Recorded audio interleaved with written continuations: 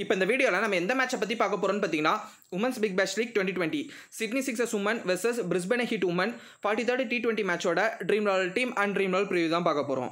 இந்த மேட்சோட date and time பார்ப்போம் அடுத்து. ஸோ டேட்டை பொறுத்த வரைக்குமே 17th November 2020. ஸோ டைமை பொறுத்த வரைக்கும் காலைல 9 மணிக்கு இந்த மேட்ச் வந்து பார்த்தீங்கன்னா ஸ்டார்ட் ஆகும். அடுத்து இந்த மேட்ச் நடக்கக்கூடிய வென்யூ பார்ப்போம். சிட்னியில் இருக்கிற சிட்னி ஷோக்ரவுண்ட் ஸ்டேடியத்தில் தான் இந்த மேட்ச் வந்து நடக்க போகுது. அடுத்து இந்த மேட்சோட பிச் ரிப்போர்ட் பற்றி பார்ப்போம். இப்போ இந்த மேட்சோட பிச் ரிப்போர்ட் பற்றி பார்த்தோம்னா பிச்சை பொறுத்த வரைக்கும் நியூட்ரலாக தான் இருக்க போகுது. ஸோ நியூட்ரல் ட்ராக் எந்த மாதிரி பிஹேவ் பண்ணும் அப்படின்றதே உங்களுக்கு தெரிஞ்சிருக்கும். ஸோ அந்த ஈக்குவல் சப்போர்ட்ன்றது batsman seamers as well as வந்து பார்த்தீங்கன்னா பேசஸ். ஸோ 3 பேருக்குமே அந்த ஈக்குவலான சப்போர்ட் இந்த ட்ராக்ல வந்து கிடைக்கும்.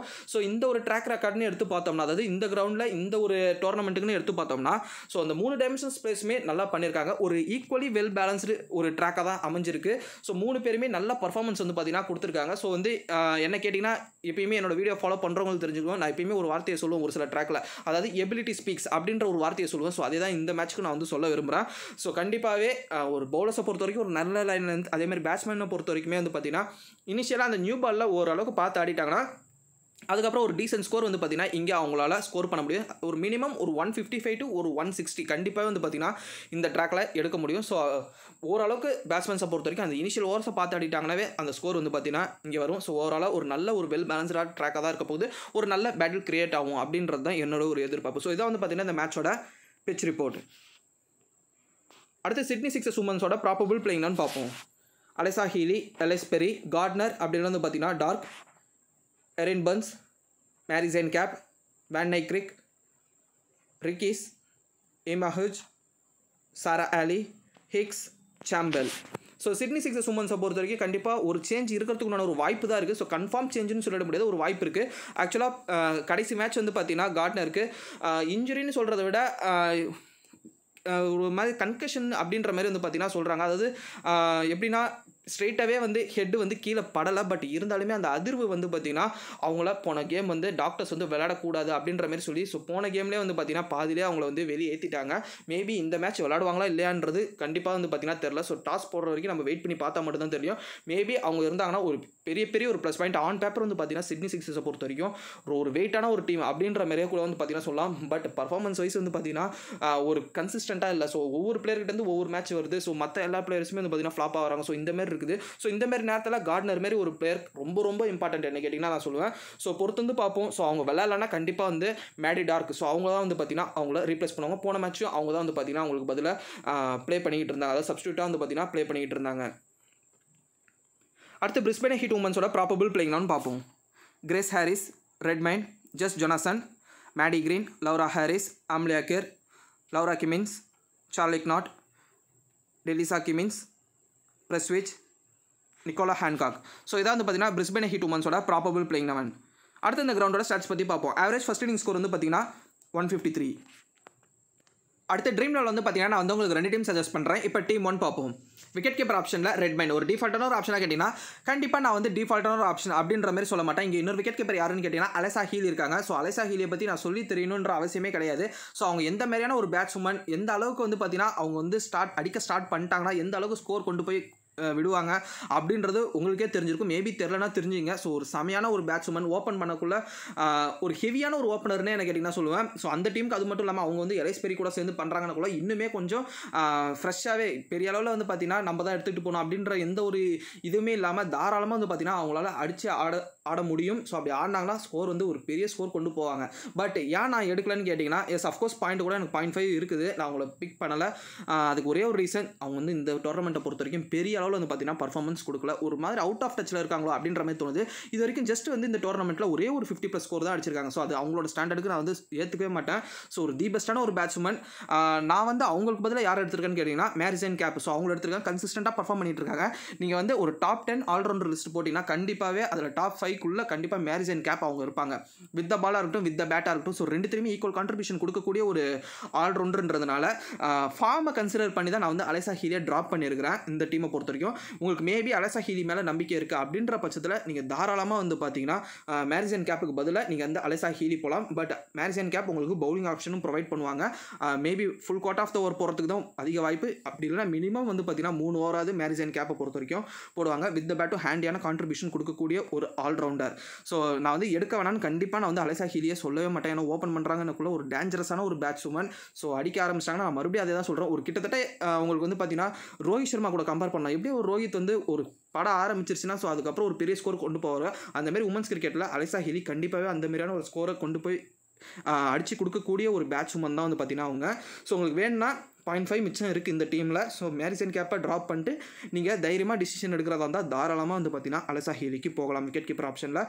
அவங்கள மட்டும்தான் எடுக்கலாமான்னு கேட்டிங்கன்னா நான் வந்து கண்டிப்பாக ஓகேன்னு சொல்ல மாட்டேன். நீங்கள் ரெட்மேனையும் நீங்கள் கன்சிடர் பண்ணி ஆகணும். அதுக்கு ரீசன் என்னன்னு கேட்டிங்கன்னா ரெட்மேனை பொறுத்த வரைக்கும் செம்ம கன்சிஸ்டண்ட்டாக விளையாடிட்டு இருக்காங்க கடைசி ஒரு 4 மேட்ச்னு எடுத்து பார்த்தீங்கன்னா. அதுவும் மட்டும் இல்லாமல் மேபி நீங்கள் அலெக்சா ஹீலியோட போயிட்டு உங்களோட ஆப்போனண்ட் நீங்கள் ஒரு ஹெட் டு ஹெட் அந்த மாதிரிலாம் போகிறீங்கன்னா கூட கண்டிப்பாக ரெட்மேனோட தான் மோஸ்ட்லி ஒரு 90% ரெட்மேன் இல்லாமல் வரமாட்டாங்க. அப்படி வரக்குள்ள அவங்க மேபி பர்ஃபார்ம் பண்ணிட்டாங்கன்னா உங்களுக்கு பேக் ஃபயர் ஆகிறதுக்கு ஒரு வாய்ப்பு இருக்குது. மேபி அலெக்சா ஹீலி பர்ஃபார்ம் பண்ணிட்டாங்கன்னா ஓகே, அப்படி பண்ணாத பட்சத்தில் நீங்கள் பேக் ஃபயர் உங்கள் டீம் ஆகிறதுக்கு ஒரு வாய்ப்பு இருக்குது. ஸோ இதையும் ஞாபகம் வச்சுக்கோங்க. ஸோ நீங்கள் எடுக்கிறீங்கன்னா ரெட்மைன் ப்ளஸ் வந்து பார்த்தீங்கன்னா அலெக்சா ஹீலி 2 பேரோட போகிறது தான் ஒரு பெஸ்ட்டான ஒரு சாய்ஸாக இருக்கும். அடுத்து பேட்ஸ்மேன்ஸ் ஆப்ஷன்ஸில் பார்த்தோம்னா Maddy Green, Erin Burns, Gardner. அடுத்து ஆல்ரவுண்டர்ஸ் ஆப்ஷன்ஸில் பார்த்தோம்னா Grace Harris, Jess Jonassen, Marizanne Kapp, Ellyse பெரி.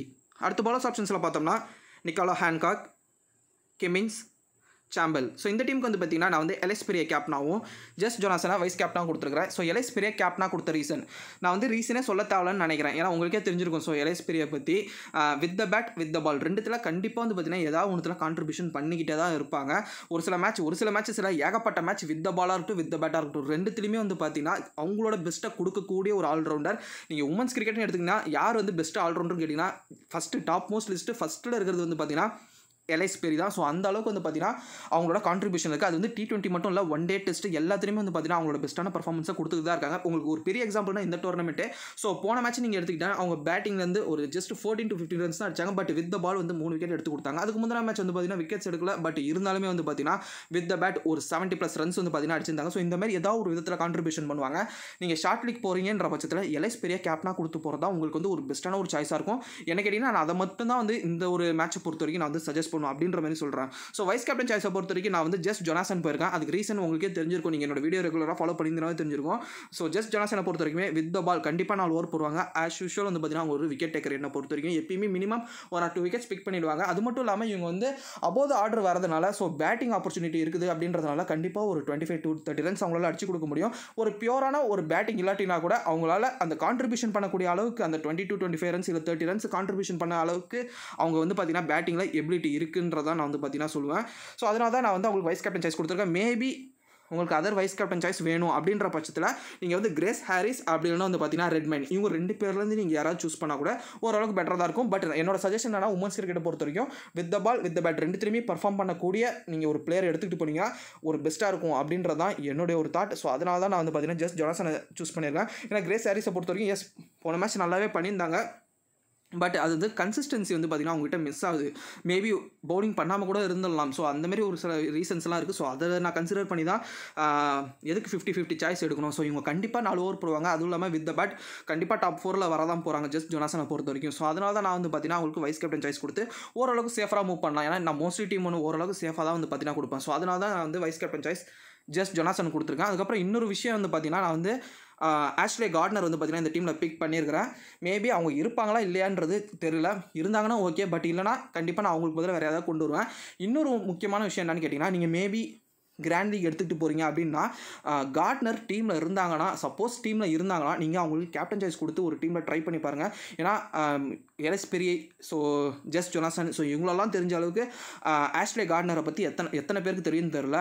கார்ட்னரை பொறுத்த வரைக்கும் வித் த பேட்டாக இருக்கட்டும் வித் த பாலாக இருக்கட்டும் ஸோ வித் த பால் கண்டிப்பாக விக்கெட்ஸ் எடுத்து கொடுப்பாங்க. ஒரு குரூஷியலான ஓவர் போடக்கூடிய ஒரு பவுலர் தான் வந்து பார்த்தீங்கன்னா ஆஷ்லே கார்ட்னர். அதே மாதிரி வித் த பேட்டுன்னு வந்து பார்த்தீங்கன்னா மோஸ்ட்லி ஓவர் வந்து பார்த்தீங்கன்னா இன்டர்நேஷனல் கேம் ஆடக்கூடிய ஒன் டவுன் தான் ஆடுவாங்க. அப்படின்ற பட்சத்தில் மோஸ்ட்லி அவங்களால ஹார்ட் ஹிட் பண்ணி ஆட முடியும். As usual at the same time இன்னிங்ஸை ரொட்டேட் பண்ணியும் கொண்டு போக முடியும். ஸோ இந்த மாதிரி எபிலிட்டி இருக்கக்கூடிய ஒரு பிளேயருக்கு நீங்கள் தாராளமாக கேப்டன் சாய்ஸ் கொடுக்கலாம். இன்னும் கொஞ்சம் மேட்சஸ் தான் இருக்குது.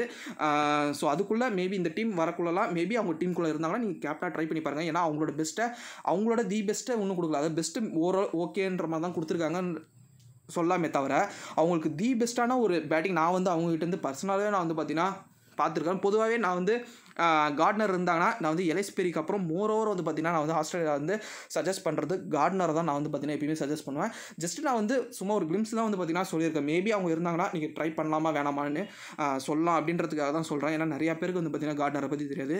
கண்டிப்பாக ஒரு கேப்டன் சாய்ஸுக்கு ஒர்த்தபிளான ஒரு சாய்ஸ் அப்படின்ற மாதிரி சொல்லுவேன். மேபி இருந்தாங்கன்னா கிராண்ட் லீக்ல வந்து பார்த்தீங்கன்னா ட்ரை பண்ணி பாருங்கள். ஸோ இதான் வந்து பார்த்தீங்கன்னா ட்ரீம் லெவலில் என்னுடைய டீம் 1.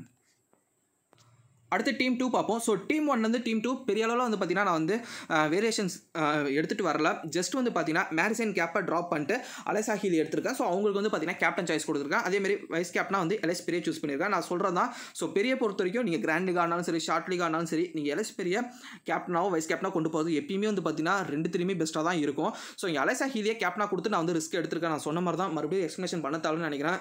ஸோ மாட்டிருச்சுன்னா ஸோ அன்றைக்கி அவங்களோட டே அப்படின்ற மாதிரி தான் சொல்லுவோம். ஒரு பெரிய ஸ்கோர் அடிக்கக்கூடிய ஒரு பிளேயர். ஸோ கண்டிப்பாக வந்து பார்த்தீங்கன்னா ட்ரை பண்ணுங்கள். அதேமாரி இன்னொரு ஆப்ஷனும் சொல்லியிருக்கேன் நான் வந்து ஆஷ்லே கார்ட்னர். ஸோ அவங்களும் சொல்லியிருக்கேன் மேபி அவங்க நாளைக்கு டீமில் இருந்தாங்கன்னா நீங்கள் அவங்கள கூட வந்து பார்த்தீங்கன்னா கேப்டன் சாய்ஸுக்கு ட்ரை பண்ணலாம். ஸோ இப்போ உங்களுக்கு வந்து ஒரு சின்ன டவுட் வரும். ஏன் ப்ரோ நீங்கள் சொல்லியிருக்கீங்களே எப்பயுமே ஒரே டீமில் இருக்கிறத போடலாம், பட் இருந்தாலுமே ரெண்டு பேருமே ஓப்பன் பண்ணுறாங்க, நீங்கள் ஏன் ப்ரோ இப்போ போட்டிருக்கீங்க அப்படின்னு கேட்கலாம்.